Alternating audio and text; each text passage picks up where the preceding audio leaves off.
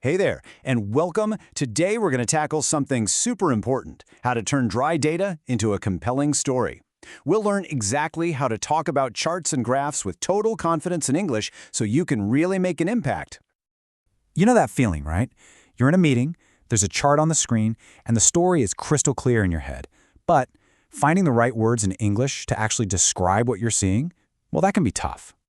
Look, it's a super common challenge. But here's the good news. You can totally get prepared for it. And it's not about memorizing a dictionary of words either. It's about having a simple, powerful toolkit that you can always rely on. And that's exactly what we're going to build today. To make this all really stick, we're going to follow one simple story from start to finish. Let's call it the sales of tomato soup. This will be our guide for learning all the key phrases you'll ever need.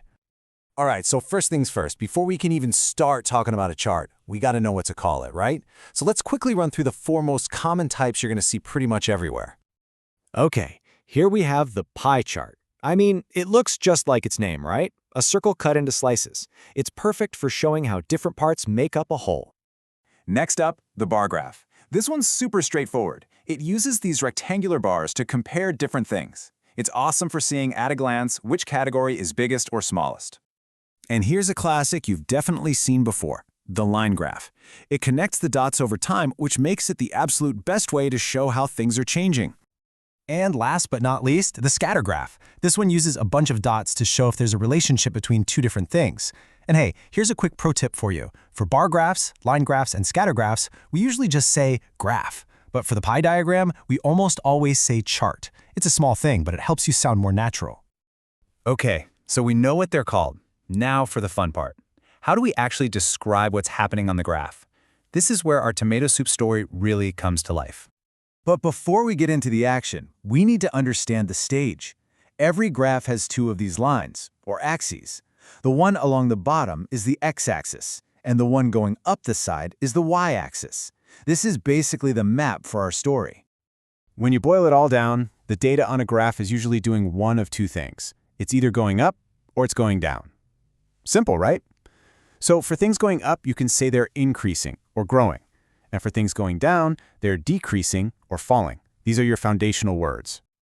So let's try that in a sentence. For a good period, you could say something like, we saw a steady growth in tomato soup sales. See that word steady? It adds a nice little detail, tells you the growth was consistent. But what about when something changes fast, when it's really dramatic? That's when we pull out the stronger words. For example, tomato soup sales fell sharply. You could also say dropped sharply. Adding that one word, sharply, instantly paints a much more vivid picture, doesn't it? Okay, so we can talk about the general up and down movements. But if you want to be a great data storyteller, you need to know how to point out the most important moments on that chart. Let's look at the words for those key points. Think about any great story. There's always a high point, right? Well, in data, we call that the peak. It's that moment of maximum success on your graph. And here's how you'd use that in a real presentation. Instead of just pointing and saying, the highest point was here, you can say with total confidence, we reached peak tomato soup sales in the third quarter of 2017. It just sounds so much more precise and professional. And of course, for every high, there's often a low. The opposite of the peak is, you guessed it, the lowest point. Super simple, easy to remember, and it clearly marks where things were at their toughest. All right, so we've covered the small movements and the big moments. But what if your boss just asks, so, what's the big picture? How do you zoom out and tell the whole story in one go? For that, we need to talk about the trend. Yeah, a trend is the really important word here. And the key thing to get is that a trend isn't about just one single point on the graph. Nope, it's the overall direction the data is heading in. It answers that big question. Overall, are things going up or are they going down? Okay, let's put it all together now. We're going to build a really powerful summary sentence for our tomato soup story. You could start it off like this. This graph indicates that there was an upward trend in tomato soup sales in 2017. And then, here comes the plot twist. You finish the story by adding, until the new year, when there was a sharp downward trend. Boom! See how that one sentence just told the entire story of the graph? That's what we're talking about. That's powerful data storytelling. So, let's do a quick recap of our data story toolkit. It's just 4 simple steps. 1. Know what type of chart you're looking at. 2. Describe the basic ups and downs. 3. Point out the big moments, like the peaks and the lows. And 4. Summarize the big picture by talking about the overall trend. That's it. And here are the key words we talked about today. Think of these as the building blocks for everything.